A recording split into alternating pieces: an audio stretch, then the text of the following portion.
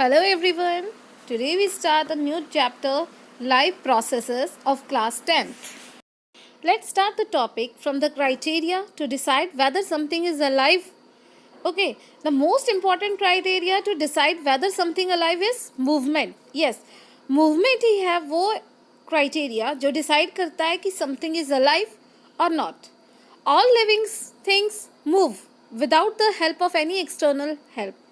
Some movements are easily visible, like the movement of the body part, and some movements are not visible, like the molecular movement. ठीक है, कुछ ऐसे movement होते हैं जो तो हमें बिल्कुल विजिबल हो जाते हैं, हम अपने आंखों से देख सकते हैं. And some movements are there which are not easily visible, like the molecular movements in the solution. The molecular in cell and tissue is necessary for all the life process. तो जो मूवमेंट है वो बहुत ही important life process एक step आ जाता है. You can see in the picture that the birds fly in the sky. Fish जो है वो swim करती है water पे. जो molecules है वो solution में movement करते हैं. ठीक है, तो ये जो fish है, bird है, ये सब अपने अपने तरीके से movement show करते हैं. ये हमको show करते हैं that they are alive. और जो non-living things है, they do not show any type of the movement. Here we will discuss about the life processes and the various life processes which are necessary for maintaining our life. So the life processes are the basic processes in the living organism which are necessary for maintaining their life. मतलब life processes वो basic processes हैं जो living organisms की body में होते हैं to maintain their life. The basic life processes are कौन कौन से ऐसे life processes हैं जो हमारी body में होते हैं. We know that they are nutrition, respiration, transportation and excretion. Now what is nutrition? Nutrition is the mode of taking food by an organism and its utilization. मतलब nutrition एक process है taking food का और उसका utilization in the body is called the life processes. Next life process is respiration. What is respiration? Respiration is the process by which food is burned in the cell. Respiration का मतलब होता है जब food का breakdown होता है और उसमें से energy निकलती है, इसको हम रेस्पिरेशन कहते हैं. So it is the process by which food is burned in the cell of the body with the help of oxygen to release energy. Next is transportation. Transportation is the process by which food, oxygen, water, waste products are carried from one part of the body to the other. That we call the transportation. And the last one is excretion. What is excretion now? Excretion is the process by which waste products are removed from the body. That we call the excretion. Now here we discuss the four type of the life process that are nutrition, respiration, transportation and excretion. Now we see about the nutrition. Nutrition is the process of taking food by an organism and its utilization by the body to build the body for growth, to repair the damaged part of the body and for energy. Mean nutrition एक mode है taking food का करने का process है और उसका utilisation, food का उसका यूटिलाइज करना. क्यों करते हैं हम लोग फूड, क्यों लेते हैं? To build our body for growth, to repair the damage part of the body and for energy. इस वजह से हम लोग अपना फूड जो है वो लेते हैं. तो life on the earth depend on carbon based molecule and most of the food are also carbon based molecule. The outside raw material used by the living organisms are food, water and air. हमें पता है कि food, water and air हमारी सबसे necessary चीज़ें हैं. तो हमारी life भी अर्थ पे इसीलिए possible है because we get the food, water and air. Now we discuss about the mode of nutrition. There are two mode of nutrition. They are autotrophic and heterotropic. You have read in the previous classes. Autotrophic nutrition, it is the nutrition in which organisms prepare their own food from the simple inorganic substances like carbon dioxide and water in presence of sunlight and chlorophyll. तो autotrophic nutrition वो nutrition है जिसमें organism जो है अपना food खुद prepare करते हैं with the help of the simple inorganic substances. Inorganic substances कौन से होते हैं? Carbon dioxide and water in presence of sunlight and chlorophyll. ठीक है, example all the green plants and few bacteria show the autotrophic nutrition. The next mode is heterotropic nutrition. So it is the nutrition in which organisms get their food directly or indirectly from the plants. यानी कि heterotrophic nutrition वो nutrition है in which organisms do not prepare their own food. They have to depend on other for their food. Example, all animals, fungi and some bacteria. All these shows the heterotrophic mode of the nutrition because they do not prepare their food. They depend on other for their food. Now we are going to discuss about the type of heterotrophic nutrition कि और कितने types के heterotrophic nutrition हैं. There are three main types of heterotrophic nutrition. They are saprophytic, parasitic and holozoic nutrition. तो दो three types के जो heterotrophic nutrition है वो है saprophytic, parasitic and holozoic nutrition. What is saprophytic nutrition? It is a nutrition in which organisms get their food from the dead and decaying organism. ये वो nutrition है जिसमें जो organism है वो किस पे depend होता है? Dead and decaying organisms में. Means they break down the food material outside their body and then absorb it. मतलब वो अपना खाना break down करते हैं outside their body and absorb कर लेते हैं. Example mushrooms, bread mold, yeast and some bacteria and etc. तो सेप्रोफाइटिक न्यूट्रिशन वो हो गए जो डेड एंड डीकेइंग ऑर्गेनिजम्स पे डिपेंड करते हैं. The next one is parasitic nutrition. It is a nutrition in which organism get their food from the living organism, means to say host, without killing them. मतलब parasitic nutrition जो है वो host पे depend करते हैं and without killing them वो उनसे अपना फूड ऑब्टेन करते हैं. Example cuscuta. Okay. Holozoic nutrition. What is holozoic nutrition? Holozoic mean it is the nutrition in which organism take food directly and then digest and then absorb it. Holozoic nutrition जो है वो एक complex method में आ जाता है. इसमें organism जो है वो food लेते हैं directly and then उसको digestion करते हैं and then absorptions take place. Like in human being, okay, amoeba, paramecium, birds, fishes, human, इनके सारे example है. तो we have seen the three types of the heterotrophic nutrition. The three types of the heterotrophic nutrition are saprophytic, parasitic and holozoic. Saprophytic means depending on the dead and decaying organism for their food. Parasitic means they get their food from the host body without killing them. Holozoic means they take their food directly and then digest and then absorb it. Okay. Now we discuss about the how nutrition take place in the plants. The first is photosynthesis. It is a process by which plant prepare the food by using the carbon dioxide and water in presence of sunlight and chlorophyll. Mean photosynthesis वो process है जिसमें plant जो है अपना खाना खुद बनाते हैं. They prepare their food by using the carbon dioxide and water in presence of sunlight and chlorophyll. Now we can say that what are the raw materials that are used by the plants? The raw materials are carbon dioxide and water and sunlight and chlorophyll. The food prepared is the carbohydrate which is stored in the form of the starch and oxygen is released in this process. तो देखो यहाँ पे हमारे कितने सारे questions इकट्ठे बन जाते हैं. What are the raw material used in the photosynthesis? Okay. The next question will be हमारा पूछ सकते हैं कि जो food prepared है it is in the form of the carbohydrate and which is stored in the form of the starch. What gas which gas is released during the photosynthesis? That is oxygen. तो हम लोग देख सकते हैं कि photosynthesis जो है बहुत इंपॉर्टेंट प्रोसेस है जिससे प्लांट जो है वो अपना खाना क्या करते हैं, खुद प्रिपेयर करते हैं. Now we can see that the carbon dioxide कहाँ से मिलती है उनको? Carbon dioxide they get from the atmosphere. Water also they get from the soil. Sunlight from the sun and chlorophyll is already present in the leaves. Okay. So इन सब चीज़ों को मिला के क्या होता है, फोटोसिंथेसिस का प्रोसेस जो है वो कैरी होता है.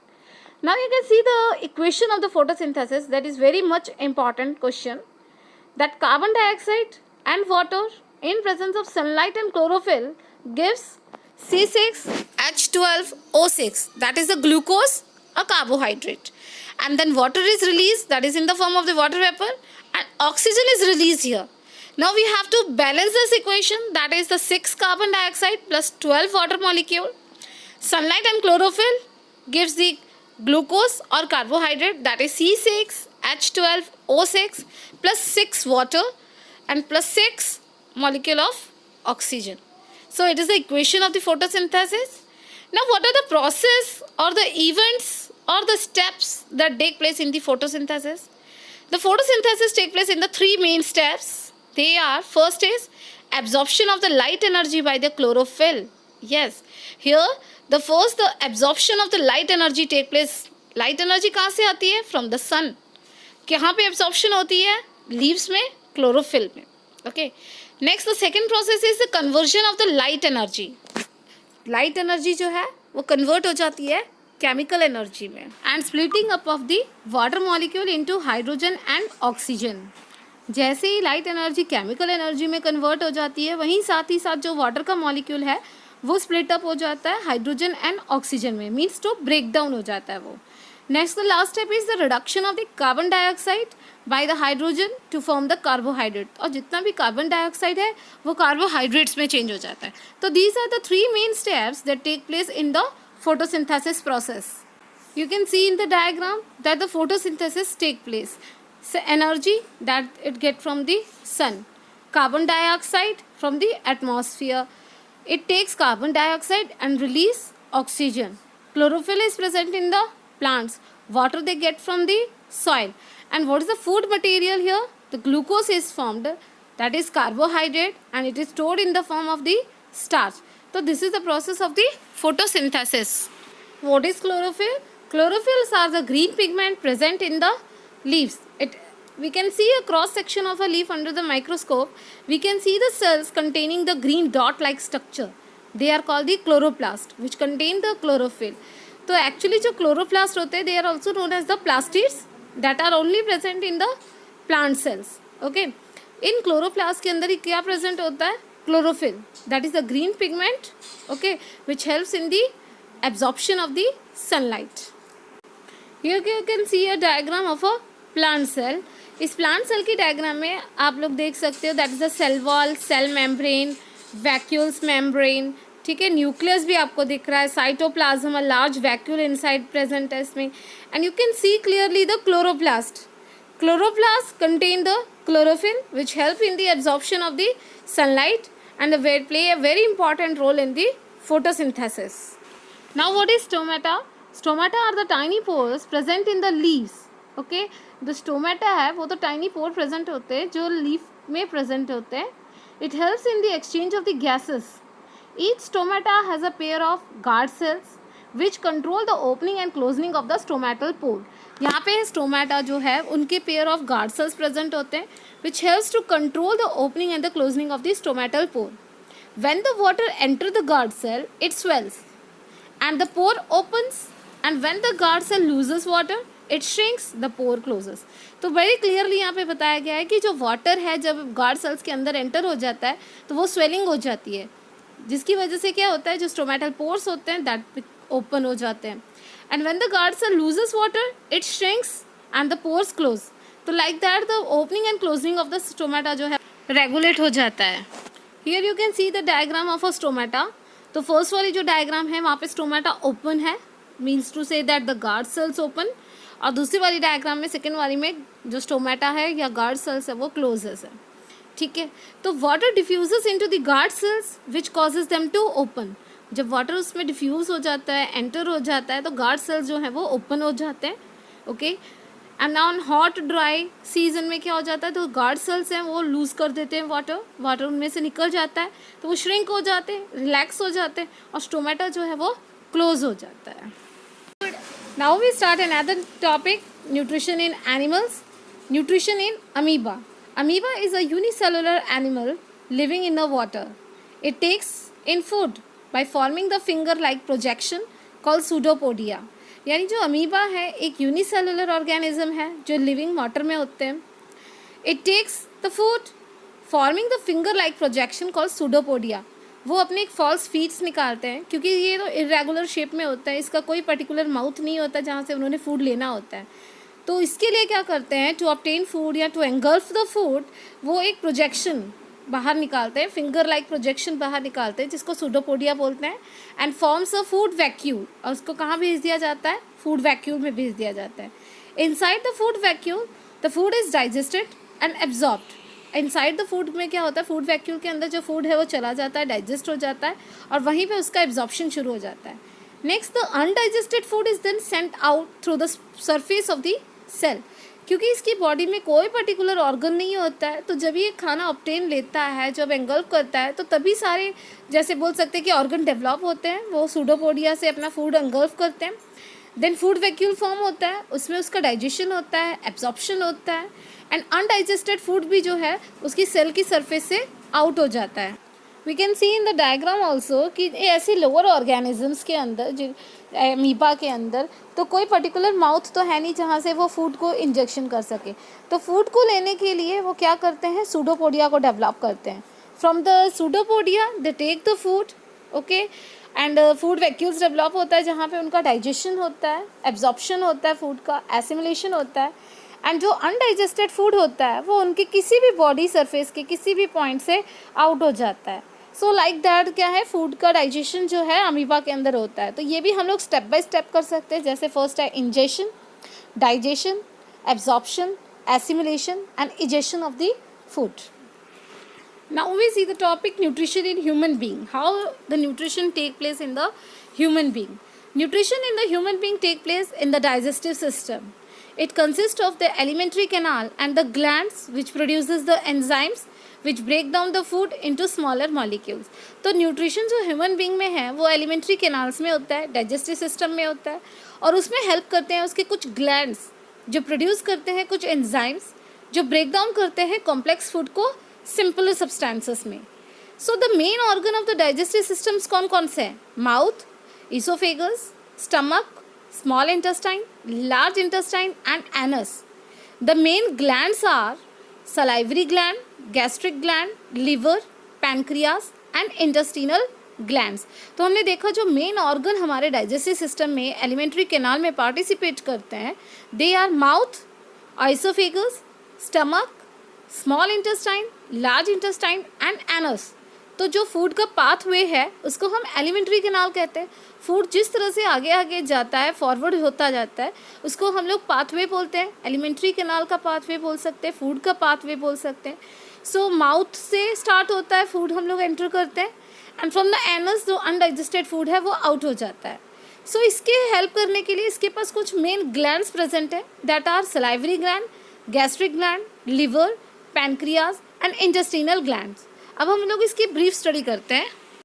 Now start from the mouth. In the mouth the food is broken down into the mouth into smaller pieces and mixed up with the saliva from the salivary gland. जो mouth के अंदर food जो है हमारा वो break down हो जाता है स्मॉल पीसेस में, और वहाँ पे हमारे मिक्सड अप हो जाता है सलाइवा के साथ। जो सलाइवा है that secretes from the salivary gland. Saliva contain an enzyme called salivary amylase which convert the starch into sugar. Then the food is passed on through the esophagus into the stomach. तो जहाँ पे important हमारा point आ जाता है कि जो saliva है that secrete from the salivary gland. Saliva contain an enzyme called salivary amylase. What is the function of salivary amylase? It converts the starch into sugar. Then the food is passed on to the esophagus to the stomach. Okay, now the role of the stomach. In the stomach the gastric gland produces the gastric juices. Stomach के अंदर gastric glands होते हैं जो gastric juices produce करते हैं, which contains the enzyme pepsin, hydrochloric acid and mucus. तो यहाँ पे 3 important चीज़ें आ जाती हैं हमारे पास, pepsin, hydrochloric acid and mucus. These are the 3 important gastric juices. Now pepsin breaks down the protein. Okay, pepsin का रोल ये है कि ये प्रोटीन को ब्रेक डाउन करता है। Hydrochloric acid makes the medium acidic and help in the action of the pepsin. Hydrochloric acid जो है वो हमारी जो मीडियम है उसको एसिडिक कर देता है and also activate the pepsin, और वो पेप्सिन को एक्टिवेट करता है to break down the protein. And mucus क्या रोल प्ले करता है? Mucus protect the wall of the stomach from the action of the acid, क्योंकि इतना एसिड प्रोड्यूस होता है जिसकी वजह से उसका क्या है प्रॉब्लम हो सकती है वॉल ऑफ द स्टमक में। तो म्यूकस क्या काम कर देता है?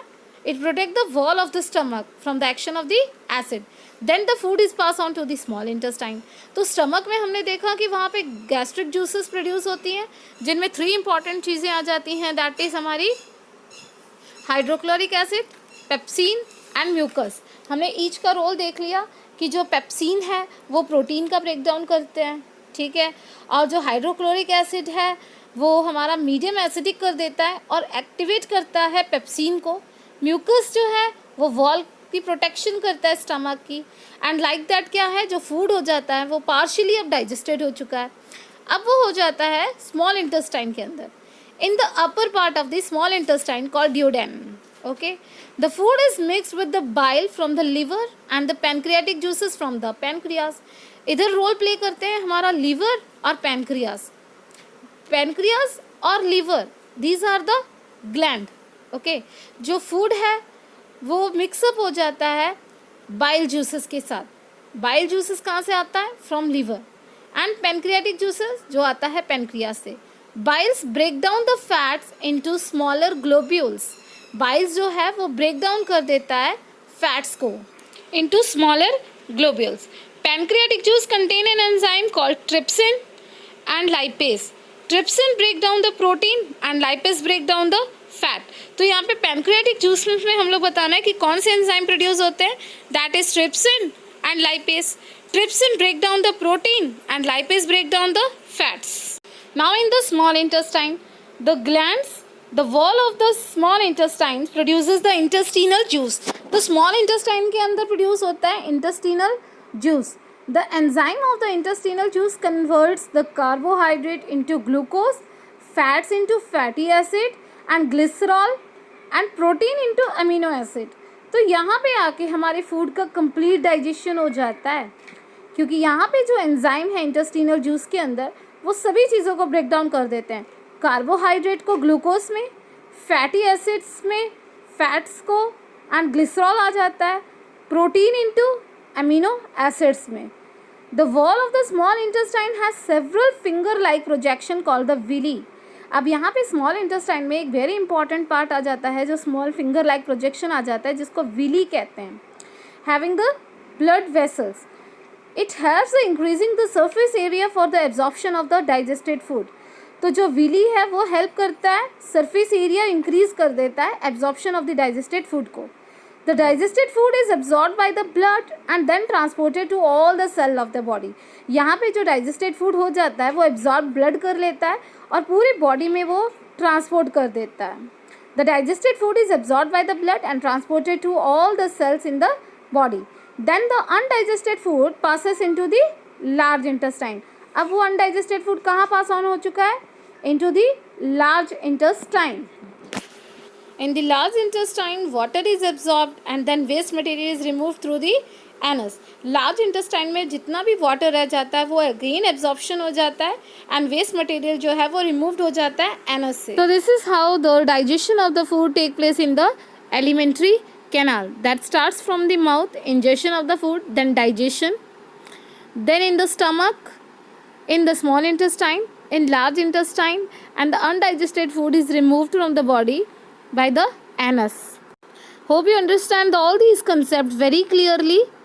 Thank you.